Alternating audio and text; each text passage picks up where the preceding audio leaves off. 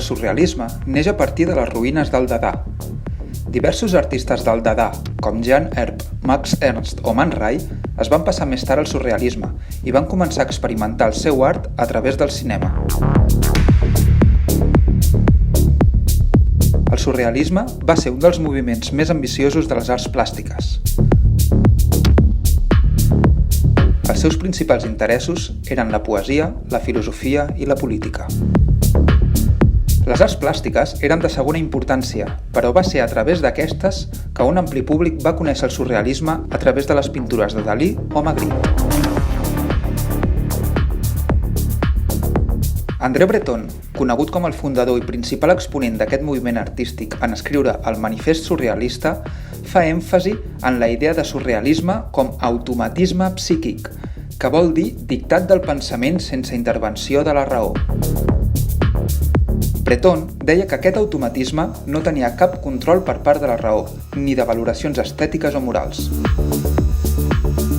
Aquesta visió del món, Breton també la va projectar cap al cinema.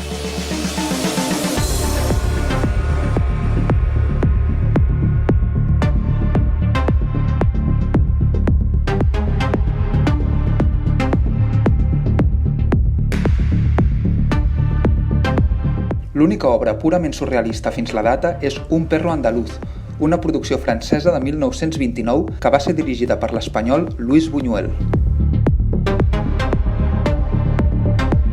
El guió es va escriure en base als somnis i es basava en violentar i criticar una època concreta.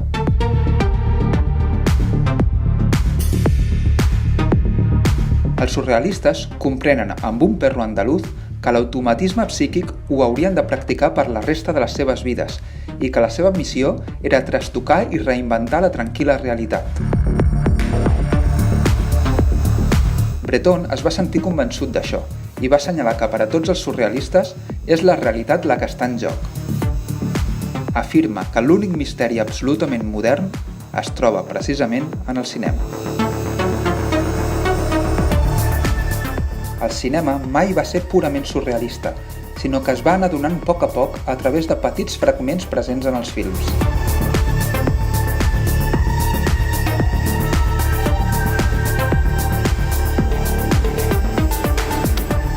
Al llarg de la història del cinema, els directors van començar a utilitzar extractes surrealistes per mostrar els somnis, l'inconscient i els records del passat. Aquesta avantguarda ha mantingut l'interès per directors actuals com Michel Gondry, Darren Aronofsky o David Lynch.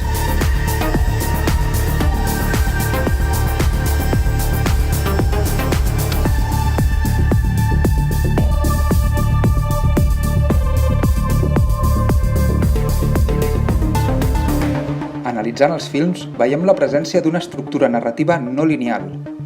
No tenen un principi, un desenvolupament o un desenllaç clar ni continu, de manera que s'escapa de la narració clàssica.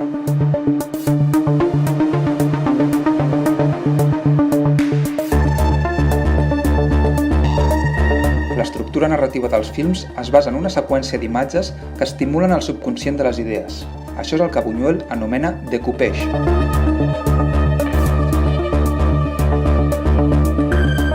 Existeixen també angulacions inusuals, diferents velocitats de filmació i els efectes òptics. Les característiques del cinema surrealista que podem veure reflectides en aquestes pel·lícules són la fantasia onírica, l'humor cruel, l'ús de càmeres lentes i unions incoherents entre seqüències i plànols, però sobretot temps i espais bastant confusos i ambigus que desconcerten a l'espectador.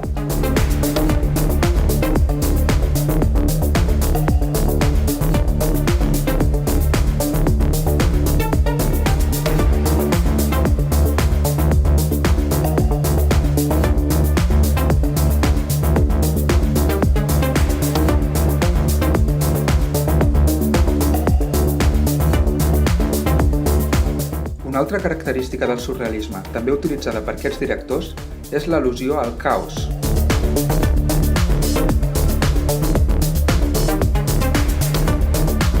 Això ho representen a través del muntatge, la narració a través d'una càmera en moviments ràpids o a través d'una escenografia plena d'elements que provoquen una sensació de caos i desubicació.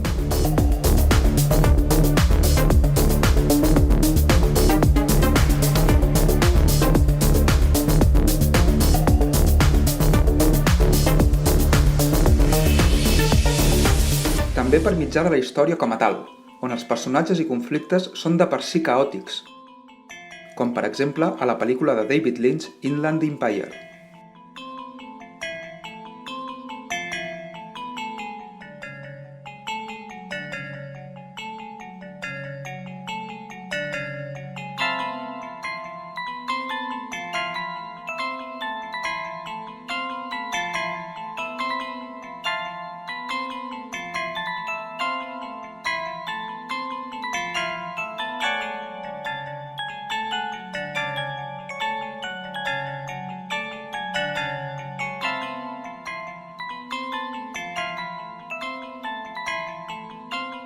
La finalitat d'aquests films és la de portar l'espectador a una travessia per l'inconscient, de generar sorpresa i impressió mitjançant imatges abstractes.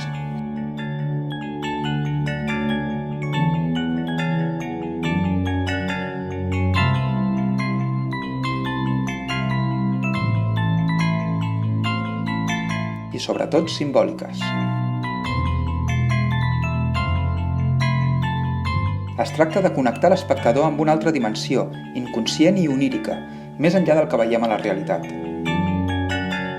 Aquests directors ens mostren imatges dels pensaments dels seus personatges, causant una introspecció que genera aquesta connexió de la que parlem.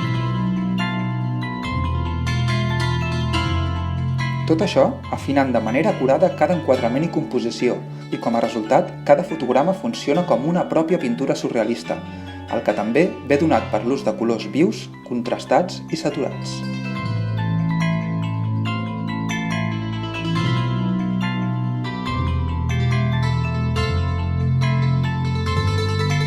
L'avantguarda surrealista ha servit d'inspiració i influència per a molts directors de cinema, que han agafat recursos del surrealisme i els han aplicat en els seus films.